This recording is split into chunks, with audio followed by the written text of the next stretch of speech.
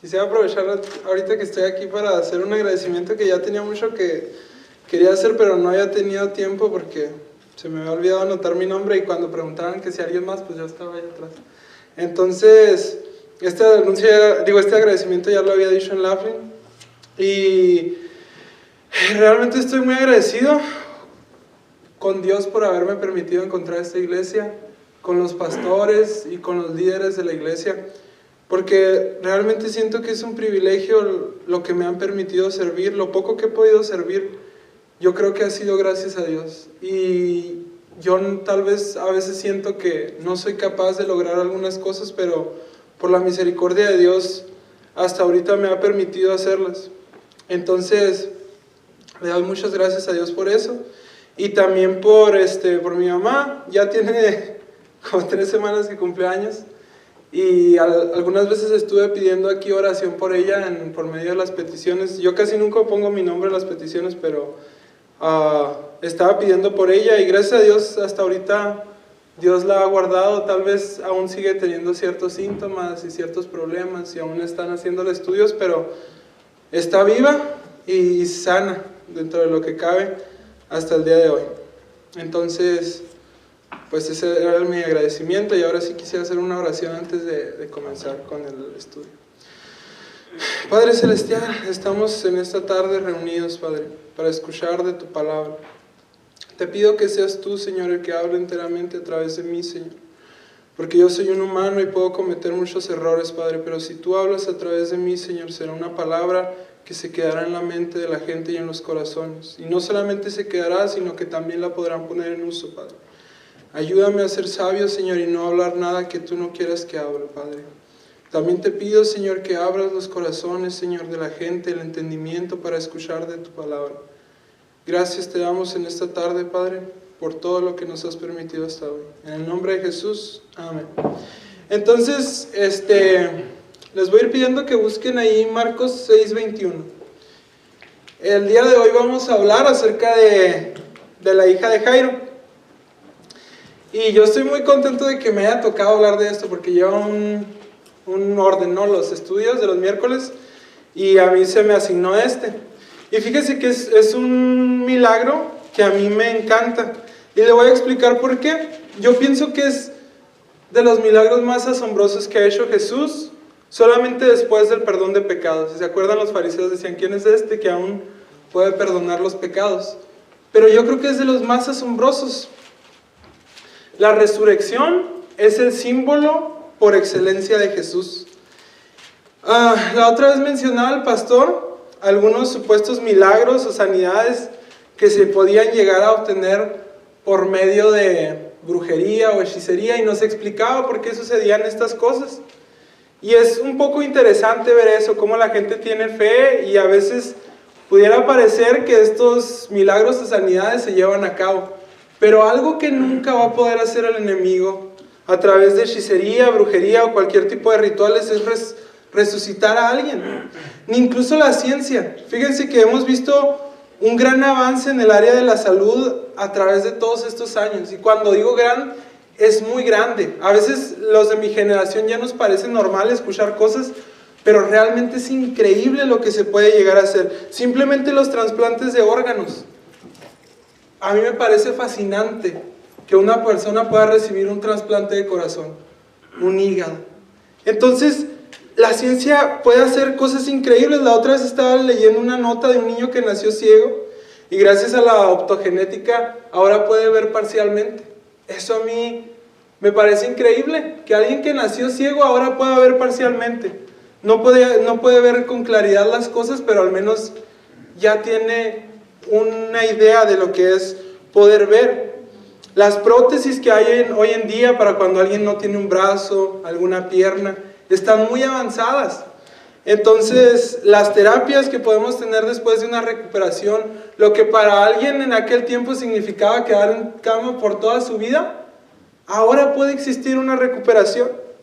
Pero ¿sabe que hay un límite para la ciencia? ¿Y cuál es ese límite? La muerte. Y estaba leyendo también por ahí un artículo de una noticia que pasó, y decía un maestro de una universidad, El concepto de la muerte conlleva que es irreversible. Si no es irreversible, no es muerte. Y fíjese que hay algo muy interesante también, que es la criogenización. Es un método que cuesta mucho dinero. Se decía por allá hace unos 5 o 6 años que había 300 personas en estado congelado esperando a ser resucitadas en el futuro. Ahora esa cifra ha aumentado y es algo muy caro. Pero fíjese que los mismos científicos están escépticos a que eso algún día pueda funcionar.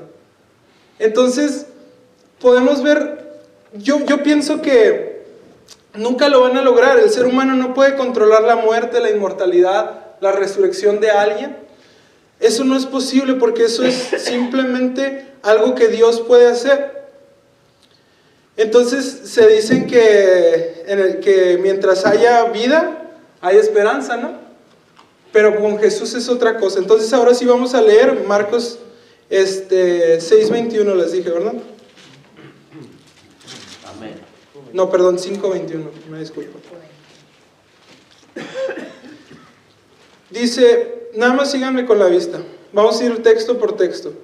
Pasando otra vez Jesús en una barca a la otra orilla, se reunió alrededor de él una gran multitud y él estaba junto al mar.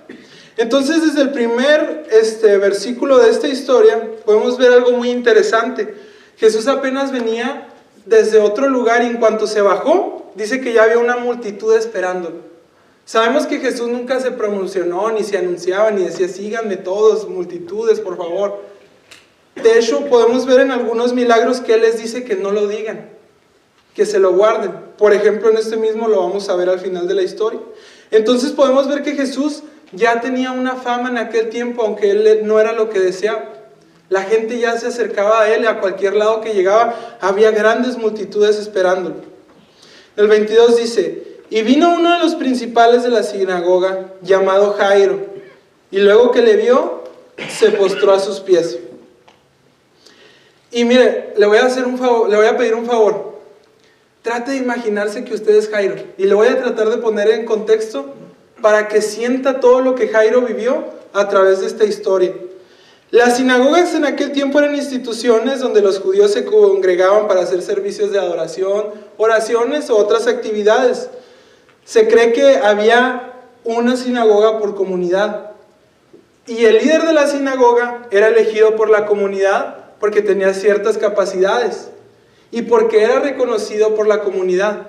Entonces podemos ver que Jairo era un hombre altamente capacitado y no solamente eso, sino de gran prestigio entre los judíos. Un líder de la sinagoga era algo muy reconocido en aquel tiempo. Estamos hablando de una persona con un nivel muy alto de poder. Entonces, tal vez incluso se cree que él fue uno de los que se pudo haber escandalizado con el hombre de la mano seca, que se narra en Marcos 3:15. Porque al estar tan capacitado, Jairo tal vez también estaba en contra de Jesús. Esto no lo podemos saber, es mera especulación, pero también podría ser muy lógico que haya pasado así, ¿no? Entonces, vamos a ver que dice que luego que le vio, se postró a sus pies.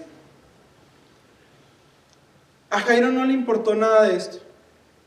No le importó el estatus que tenía. Imagínese todos los judíos que se iban a poner en su contra, los que no creían en Jesús, los fariseos, ¿cómo le iban a acusar a Jairo por verlo postrado ante Jesús? Jairo prácticamente se estaba despidiendo de su estatus. Jairo se estaba despidiendo de su dignidad. Jairo se estaba quebrando su orgullo al postrarse delante del maestro. No le importó nada de esto, y esto es algo muy difícil de hacer. Por eso le pido, trate de ponerse en los zapatos de Jairo. Llegó y se postró ante el maestro, alguien que tal vez haya criticado en el pasado. Aún así llegó a postrarse delante de él, delante de aquel carpintero. Imagínense esa persona tan capacitada, postrada ahí. Pero cuando no haya dónde ir, todos tarde o temprano van a acudir a Dios, porque así es el ser humano. Cuando se nos sale de las manos, vamos con Dios. Es una realidad triste, pero así es. Entonces, en el 23 dice, y le rogaba mucho, diciendo, mi hija está agonizando, ven y pon las manos sobre ella para que sea salva y vivirá. Se le rogaba mucho. Probablemente estaba, insiste, tal vez ahí postrado en el suelo. Imagínese a Jairo postrado, rogándole a Jesús que lo acompañara. No sabemos qué tanto estaba haciendo, tal vez estaba llorando porque su hija estaba a punto de morir. Y le rogaba y le insistía que fuere con él. Él tenía una fe también muy grande en Jesús. Tal vez porque ya no le quedaba más que creer, pero era una fe que él tenía. Entonces, ya en el siguiente versículo se mete la historia de la mujer con la hemorragia, que dice, fue pues con él y le seguía una gran multitud y le apretaban. Entonces, ya logró convencer a Jairo al maestro, ya iba con él, pero una gran multitud lo seguía y le apretaba. Entonces, imagínese esto. Yo pienso que ellos iban muy lento, no podían ni caminar bien, iban a un paso muy despacio. Jairo estaba muy desesperado por aquel milagro que necesitaba desde ayer. Y ellos iban muy lento a través de la multitud, siendo apretados y movidos. Entonces dice, pero una mujer que desde hacía 12 años padecía el flujo de sangre, había sufrido mucho de muchos médicos y gastado todo lo que tenía y nada había aprovechado, antes le iba peor. Cuando oyó hablar de Jesús, vino por detrás entre la multitud y tocó su manto, porque decía, si tocare tan solamente su manto, seré salva. Y enseguida la fuente de su sangre se secó y sintió en el cuerpo que estaba sana de aquel azote. No voy a entrar mucho en detalle en esta historia, no porque no sea interesante o porque no sea relevante, sino porque me quiero enfocar en Jairo. Entonces, dice, luego de esto, Jesús, conociendo en sí mismo el poder que había salido de él, volviéndose a la multitud, dijo, ¿quién ha tocado mis vestidos? Imagínese Jairo. No, hombre, Jesús, pues ves cómo estamos todos amontonados, cómo que quién ha tocado mis vestidos. Y hasta los mismos discípulos le dicen, ves que la multitud te aprieta y dices, ¿quién me ha tocado? Parecía un chiste de mal gusto, algo contradictorio. ¿Cómo se va a poner a preguntar quién la tocó? Jairo, yo me imagino desesperado, enojado, a lo mejor dijo, se dio cuenta de que yo estaba en contra de él y nada más me está haciendo perder el tiempo. Es venganza, no quiere ayudarme, desesperado, se me está acabando el tiempo. Y Jesús preguntando quién me tocó. ¿Cómo reaccionaría usted? Ay, sí, ¿quién me tocó? Y luego dice, pero él miraba alrededor para ver quién había hecho esto. Yo me imagino a Jesús calmado, tal vez Jairo gritándole, diciendo, el maestro, por favor, los discípulos, por favor, Señor, escúchalo. Y Jesús tratando de ver quién lo había tocado, calmado. No sabemos cuánto tiempo se tomó, porque en el siguiente versículo dice, entonces la mujer temiendo y temblando, sabiendo lo que ella había sido, en ella había sido hecho, vino y se postró delante de él y le dijo toda la verdad. Entonces ella tenía miedo, estaba temblando, no sabía si la iban a regañar. No sabemos cuánto tiempo ella tardó en decir, fui yo. A mí me sucedió el milagro. No lo dice aquí, pero fue tiempo que Jairo estaba perdiendo. Tiempo que Jairo estaba sufriendo. Él no entendía lo que el maestro había dicho. Ni sus discípulos ni Jairo sabían el poder que había salido de él. Solamente lo entendía Jesús. Y a Jairo no le quedaba nada más que esperar. Dentro de todo lo que estaba sintiendo, solamente podía esperar porque ya no tenía otra opción. Entonces dice,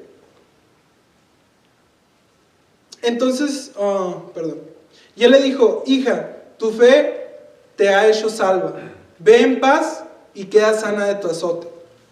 Entonces aquí ya terminó y yo me imagino a Jairo diciendo, si era cierto, bueno, por fin, vámonos. Y mientras él aún estaba hablando, vinieron de casa del principal de la sinagoga diciendo, tu hija ha muerto, ¿para qué molestas más al maestro?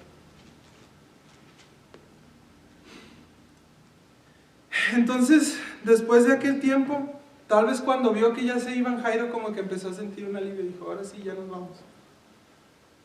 Imagínense, llegan y le dicen, tu hija ha muerto. Y yo me imagino que la reacción inmediata de Jairo no fue simplemente irse, sino que le siguió insistiendo. ¿Por qué les digo esto? Porque sus mensajeros le dijeron, ya déjalo, no molestes más al maestro, ya no tiene caso, ya murió tu hija, no lo molestes más. Entonces, tal vez la esperanza que Jairo ya había recuperado se estaba desvaneciendo.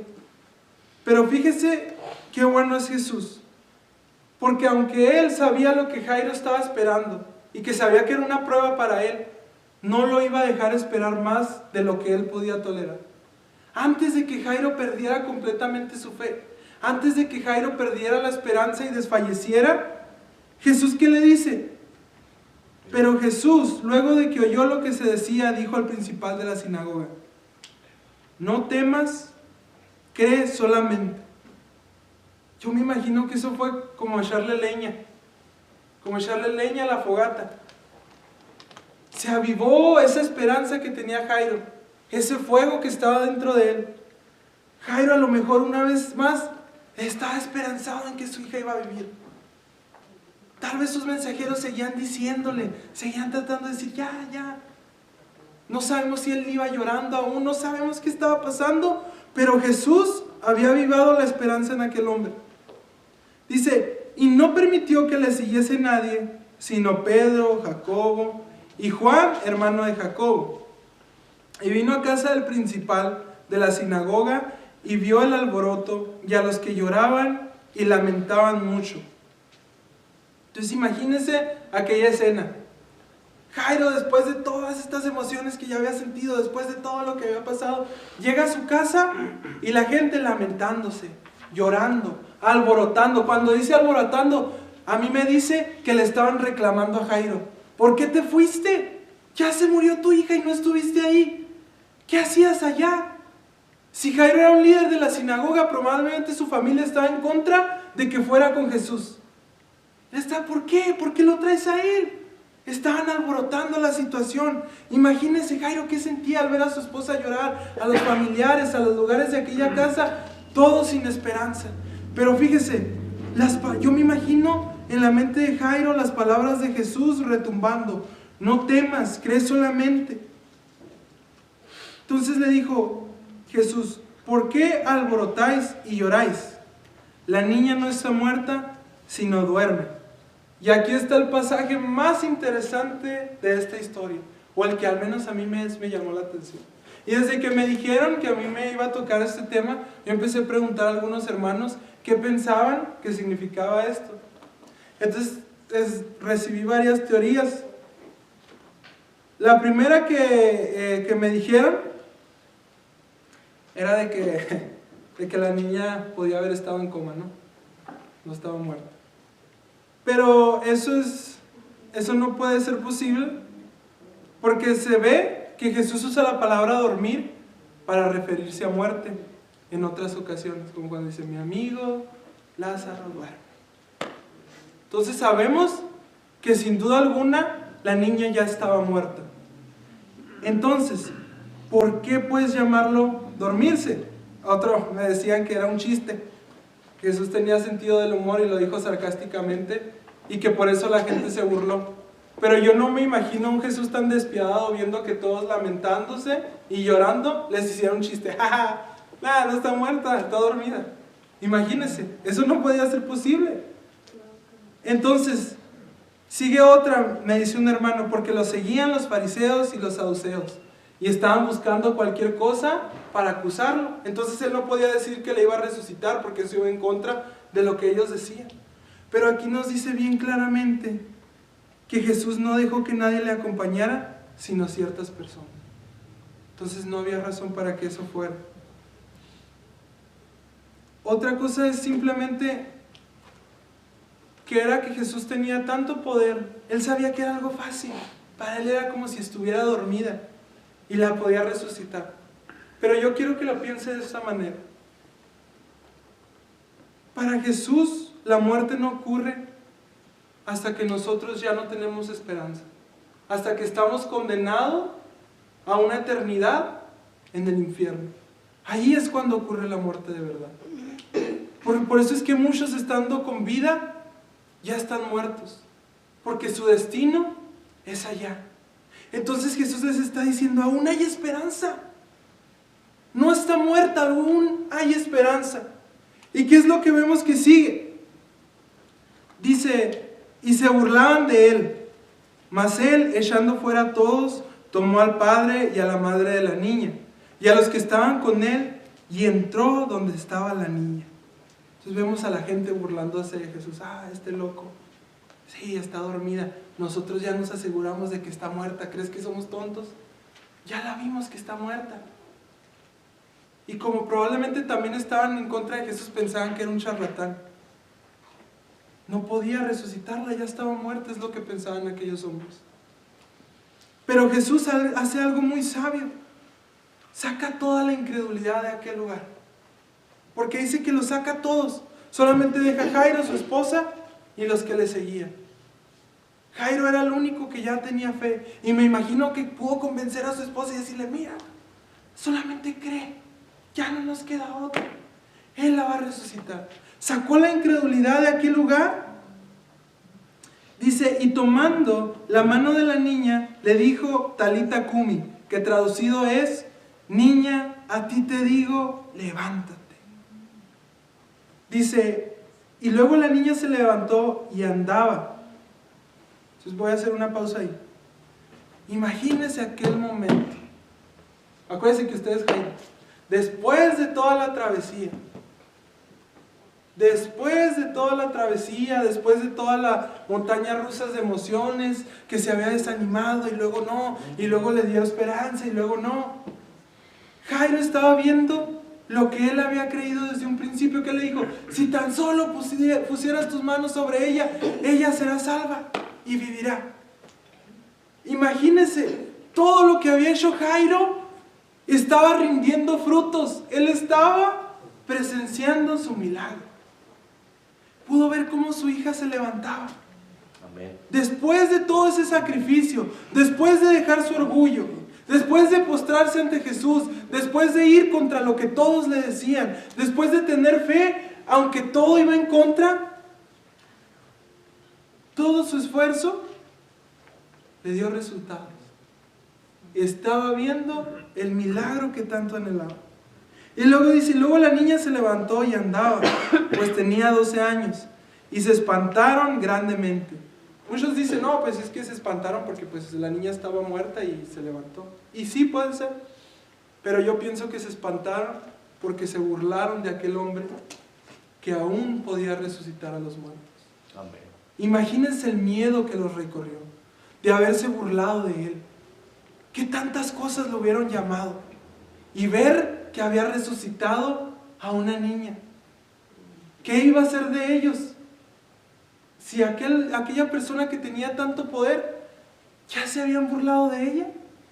Era normal que tuvieran miedos, que estuvieran espantados delante de aquel poder.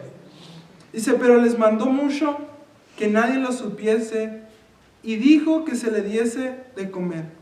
Entonces aquí es lo que les digo, los que les mencionaba al principio, que Jesús a veces pedía que no se contara sobre sus milagros. Y le voy a decir algunas razones de por qué pudo haber sucedido esto. La número 1 es porque podía obstaculizar su ministerio. Podemos ver cuando sana al hombre de lepra que le dice, preséntate ante el sacerdote primero. Eso era para que hubiera una prueba real de que había sido sano y que podía andar entre la gente sin ningún peligro. Pero ¿qué hizo aquel leproso? Lo primero que dijo, Jesús me sanó. Pero nadie estaba realmente seguro. Se veía, pero aún así no había una evidencia. Ahora Jesús probablemente ya no iba a ser bien aceptado en esa ciudad. Entonces, no buscaba fama, eso es algo obvio. Y otra cosa, que quería tener un estatus bajo. Y la última razón es que los judíos creían que Él venía a establecer un reino terrenal. Y Jesús quería cambiar su punto de vista, porque Jesús no venía a establecer un reino terrenal, sino que venía a darnos libertad en su reino celestial. Amén. Entonces, después de haber visto toda esta historia y verla paso por paso, ver cómo Jairo se sentía en aquellos momentos, fíjese que a mí lo que pasó Jairo, como se narra la vida de Jairo en este momento, a mí me parece que se podía asemejar a la vida de un cristiano tibio hoy en día, a la vida de un cristiano religioso. ¿Y sabe qué? La hija de Jairo representa su condición espiritual. Su condición espiritual que está muriendo, que está a punto de ser condenado a muerte. Y sabe que muchas veces los cristianos nos da vergüenza decir que estamos mal. A veces cuando el pastor hace un llamado, alguien se quiere reconciliar con Dios, o nos da vergüenza buscar ayuda, porque no podemos tolerar que el hermano sepa que estamos fallando. Y entonces lo primero que hace Jairo, ¿qué es? Romper su orgullo. No le importó lo que los demás iban a pensar de él cuando se postraba ante el maestro. Ese fue el primer paso que dio Jairo para llegar a su milagro. No le importó lo que iban a decir de él. No le importó su estatus, lo que la gente estaba hablando sobre él. Probablemente lo iba a perder todo. Incluso podía perder su puesto como principal de la sinagoga. ¿Cuántas veces a nosotros que tenemos un puesto aquí arriba o en algo de la iglesia nos da vergüenza decir que estamos fallando porque tenemos miedo de perder eso? Jairo no lo tuvo miedo. Jairo no le importó porque estaba muriendo su hija. Entonces sabemos que si nuestra vida espiritual está muriendo, y acuérdense que con muerte nos referimos a muerte de condenación eterna. ¿Qué es más importante? ¿Lo que los demás piensen de usted? ¿Lo que se vaya a hablar de usted? ¿Que pierda su puesto? ¿O que esté condenado para siempre? Póngase a pensarlo. Después de esto, vemos que Jairo tuvo que esperar una prueba, durante una prueba. Tuvo que esperar y ser fuerte. Tuvo que sentir todas estas emociones. Todos estos obstáculos pasaron por él en un periodo de tiempo que se podría decir corto. Y así va a pasar cuando nuestra vida espiritual está en riesgo. Vamos a tener muchos obstáculos, vamos a tener muchas pruebas en un periodo de tiempo muy corto. Te vas a decir, Dios, ya consíguete otro mejor guerrero. Ya no quiero ser yo tu mejor guerrero porque siempre me llegan problemas. Pero no, vamos a sufrir eso. Otra cosa que tuvo que soportar Jairo fue a los mensajeros. Mucho cuidado con los mensajeros en su vida, que van a decirle, principalmente Satanás y luego la gente que se deja usar por él, que lo van a estar acusando. No, tú ya pecaste tantas veces, ya cuántas veces le pediste a Dios perdón por esto y sigues en las mismas. Ya para qué le pides perdón, ya para qué molestas al maestro, ya no tiene caso. Ya no molestes al maestro, le van a decir esos mensajeros. Satanás y la gente que se deje usar con Satanás lo va a tratar de convencer que ya no tiene caso de hablar con Jesús. Pero mire, hay un texto que como me encanta, parece que es Mateo 8:3, de aquel leproso que le dice, Jesús, si quieres, puedes sanarme. ¿Y qué es lo que le contesta a nuestro Jesús? Quiero, sé limpio. Y al instante la lepra desapareció. ¡Qué bonito! Jesús siempre quiere, hermanos. Si usted necesita algo de Jesús, si usted necesita arreglarse, ponerse a cuentas con Él, no importa lo que haya pasado, no importa cuántas veces haya fallado, Jesús quiere. Ahora, no agarre esto como excusa para hacer el pecado, ¿verdad? Porque eso ya es otro tema diferente. Pero si usted realmente piensa que necesita un cambio, y si el Espíritu Santo lo está redarguyendo, Jesús siempre va a querer que usted se reconcilie con Él, para salvar su vida espiritual de aquel lugar. Ahora, las siguientes palabras de Jesús. No temas, cree solamente. Es lo que le está diciendo Jesús. No tengas miedo, ten fe en mí. Es lo único que necesitas, tener fe en mí. No tengas miedo de lo demás. A pesar de que ya estaba muerta la niña, ten fe y no tengas miedo. Es algo difícil. Y me recuerdo la primera vez que compartí aquí un mensaje que hablé de eso también. Es muy parecido. Estar quieto y conocer que Él es Dios. Tener fe en Dios y no tener miedo. Después, otra cosa que les dice. ¿Por qué se alborotan y lloran si la niña no está muerta, sino duerme? Y por eso le digo que es el pasaje que más me llamó la atención. Nos está diciendo, ¿por qué se alborotan y lloran si no están muertos? Aún tienen esperanza. No importa la situación que sea. No están muertos. Aún tienen esperanza. Entonces recuerden eso. Mientras aún estemos vivos, tenemos esperanza para reconciliarnos con Dios. Y por último, ¿qué es lo que Jesús dice? Talita cumi, o sea, levántate. Y cuando Jesús le dijo esto a la niña, no solamente le dio una orden, porque cualquiera pudo haberle dicho a la niña, levántate, sino que esas palabras iban acompañadas de poder, de su presencia. Entonces Jesús nos dice a cada uno de nosotros, levántate. Y no nos lo dice nada más así, sino que va acompañado de su respaldo, de su poder, de su presencia. Y eso va a ser lo que nos va a acompañar en nuestra día a día. Y hermanos, esto fue todo lo que yo preparé para compartirles. Creo que el mensaje estuvo muy conciso y claro. Y me gustaría hacer una oración. Yo sé que a veces es difícil hacer un llamado y decir, todos los que estén mal con Dios pasen. Por lo mismo que muchas veces no queremos que nos vean.